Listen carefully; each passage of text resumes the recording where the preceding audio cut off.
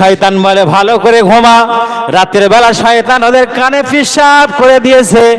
আর জাহেলগুলো বেনামাজিগুলো একেবারে যেন শেষ বিদায়ের ঘুম ঘুমাচ্ছে। এরা বাদ দাবি করে আমার নবীর উম্মাত। নবীর উম্মাত হওয়া যাবে? আজ সমাজে লক্ষ্য করুন, সমাজের যে সমস্ত যুবকগুলো এরা বলে আমরা নবীর সেনা। এমন নবীর সেনা, একটা ছেলেরও চুলের সঙ্গে দেখেন সমাজে যে সমস্ত মালগুন এখন বার হচ্ছে, চুলের কাটিং কত, নবীর সঙ্গে তাদের চুলের কোনো মিল আছে? এরা যে প্যান্ট গুলো পরতেছে, জিন্সের প্যান্ট, কত বড় বেহায়া, প্যান্ট গুলো ছেঁড়া, ইজ্জত গুলো দেখিয়ে দে। আমি তো বলতে চাই ওই রকম প্যান্ট না পরে হাঁটুই ছেঁড়া, পায়ের নিচে ছেঁড়া, ওকে না যে জায়গাটা ঢাকার কথা বলেছে ওই জায়গাটা চেনটা খুলে আগলা করে দে না, মানুষ ভালো করে দেখুক। আল হাইয়া ও শাহবাতু মিনাল ঈমান, হায়া লজ্জা হচ্ছে ঈমানের অঙ্গ। আর সমাজের দিকে লক্ষ্য করলে দেখা যায় আমাদের হায়া উঠে গেছে, লজ্জা আমাদের থেকে উঠে গেছে। একটা মহিলা তার অঙ্গ দেখাতে পারে না, যদি দেখায় সে জাহান্নামে চলে যাবে সেই অঙ্গটা। গতকাল এই স্টেজে কিছু গজল গায়ক গজল করেছে, আমি একটু পর্দার ব্যবস্থা করেছি, তার জন্য কত মানুষের রাগ, কত মহিলার রাগ হয়েছে। আবার কোথাকার হুজুর, এতদিন গজল হয়েছে, গজব হয়েছে, দেশের মেয়ে লোক মদ্দালক গুলো এক জায়গায় বসেছে, সবাই দেখেছে। যারা গজল গায় ওদের মেয়ে লোক না দেখলে গজল ফোটে না। আর মেয়ে লোক গুলো যখন এদের মুখ দেখবে এই গজল গায়কেরও, তখন পামে উঠে যাবে।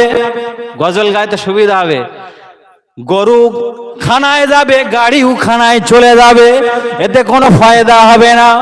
ও মুসলমান, আর কবে তোমাদের আল্লাহ বুঝদান করবে?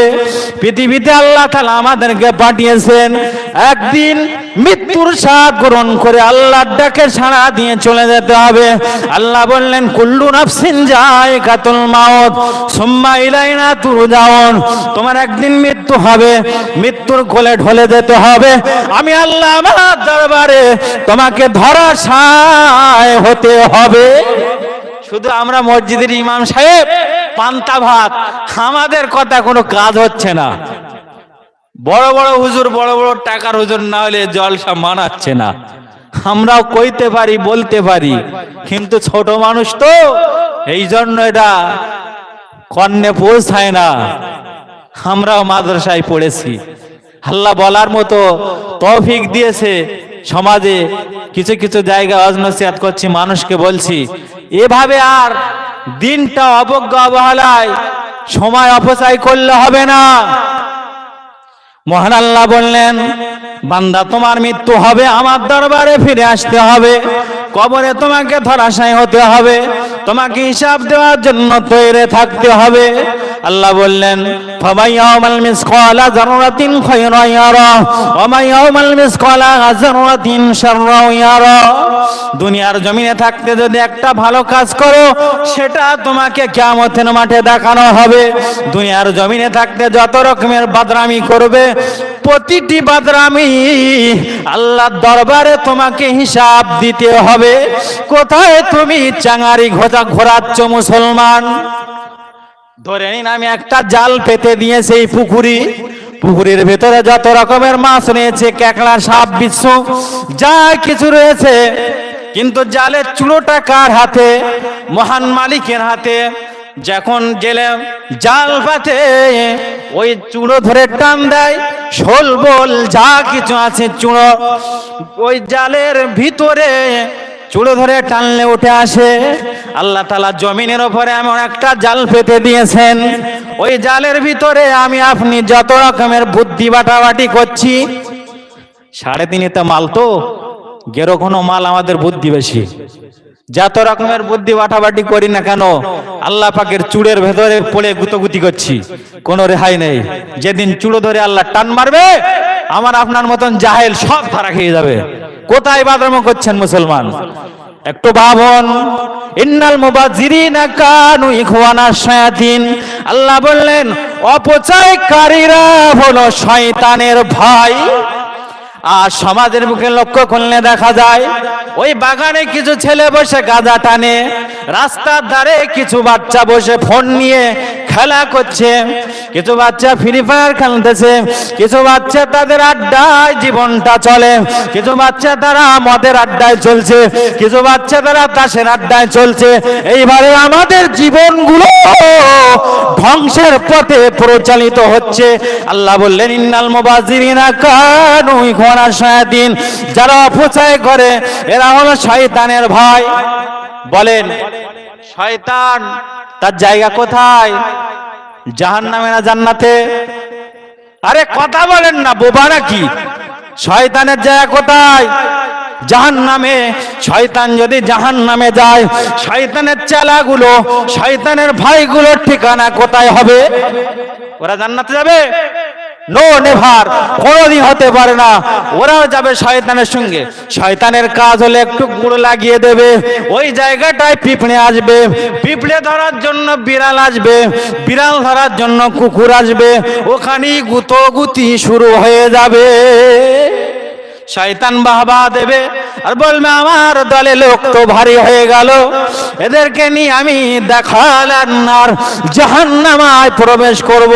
আমি তো জাহান্নামে যাব, কিন্তু এদেরকে আমি ছেড়ে দেব না, এদেরকেও নিয়ে চলে যাব। একটু ভাবুন, আমাদের চিন্তা বেকন, বহুদিন ধরে বাঁচব।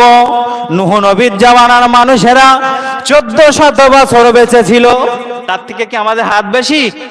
62, 63, কোতাকুতি করে হয়তো 100 বছর বেশি না কম? হায়াত কম। 100 বছর 50-60 বছরের ভিতরেই আমরা দুনিয়ার মাল মেডিসিন যা কিছু আছে সব কলজে পুরে খাবো দাবো খাই করব, তারপর কবরে শোব চিন্তায়। ওগো মুসলমান বাবাজি ভাইরা, এই যে নিঃশ্বাস আমাদের ভিতরে যাতায়াত করছে, অক্সিজেন নিচ্ছি, কার্বন ডাই অক্সাইড ছেড়ে দিচ্ছি, এটা নিয়েছি, পরেরটা ছাড়বো কি টানবো এই গ্যারান্টি তো আমার আপনার নাই। আর 100 বছর বেঁচে থাকবো, 100 বছরের মাল কামাই করব, 100 বছরের যা কিছু আছে সব গ্রাস করব। সারা জীবন কারুন ভেবেছিল, আর এত সম্পদ আল্লাহ কারুনই দান করেছিল। নবী মুসা আলাইহিস সালাম কারুনকে বলেছিল, কারুন তোমার তো আল্লাহ অনেক কত সম্পদ ধন সম্পদ দিয়েছে, আল্লাহ রাস্তায় কিছু দান করো। ওগো মুসলমান বাবাজি ভাইরা, তারা ভেবেছিল, কারণ ভেবেছিল আমি হিসেব নিকেশ করছে দেখতে পেল বহু টাকা আমাকে যাকাত দিতে হবে, এ তো যাকাত দেওয়া যাবে না, যদি দেই আমার মাল শর্ট হবে। চিন্তা ভাবনা করলে এক্ষুনি নবী মুসাকে একটা ষড়যন্ত্রের কলে ফেলতে হবে।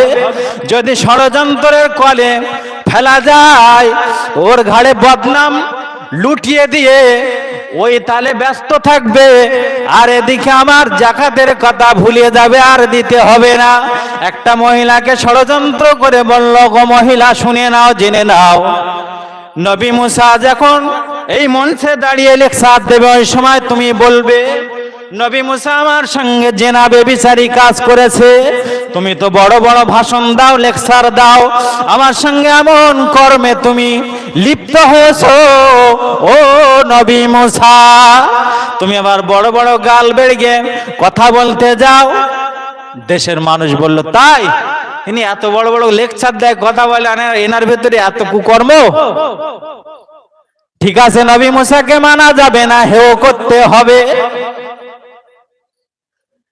ওই সময় নবী মুসার ঘাড়ে একটা বদনাম লটিয়ে দিল। নবী মুসা সহ্য করলেন না, আল্লাহকে বললেন, আল্লাহ আমি তো নির্দোষী, আমার উপরে এত বড় তোহমাত লাগিয়েছে। আল্লাহ পাক ওই কারুনের যত ধন সম্পদ তুমি দান করেছো সবগুলো কারুনের সামনে তোমার জমিনের নিচে গ্রাস করে নাও। কারুনের দুটো চোখের সামনে আল্লাহ তাআলা কারুনের যত ধন সম্পদ টাকা পয়সা আর ট্যাক্সের চাবিগুলো সব কারুনের ওই ধন সম্পদগুলো আল্লাহর হুকুমে জমিন সব গ্রাস করে নিয়েছে। দেশের মানুষ বলতে লাগলো এই কারুন নবী মুসার ধন সম্পদ গুলো নেওয়ার জন্য ওকে এইভাবে মারা ষড়যন্ত্র করেছে। শয়তান যারা হয় না তাদের ঘোরানে কল আছে, ঠিক তালে গলে কলে কৌশলে ঘুরিয়ে দেবে। শয়তানের কাজ, শয়তান মাথায় বসলো, ওই বদনাম লুটিয়ে দিল, বলল নবী মুসা কারণে ধন সম্পদ গ্রাস করার জন্য এই কল করেছে। নবী মুসা আল্লাহর কাছে হাত তুলে বললেন, আল্লাহ ওর ধন সম্পদ গ্রাস করিয়ে দাও, ও যা অপরাধ করেছে ওকে জমিনের ভেতরে পা পর্যন্ত গ্রাস করে নাও, কোমর পর্যন্ত গ্রাস করে নাও, বুক পর্যন্ত গ্রাস করে নাও। বাঁচার জন্য বারবার আত্মনাদ করেছিল, আল্লাহ কিন্তু ক্ষমা করার জন্য পারলে ক্ষমা করত, কিন্তু নবী মুসা ক্ষমা করতে দেয়নি, চিরজনমের মতো জাহান্নামায় চলে যায়।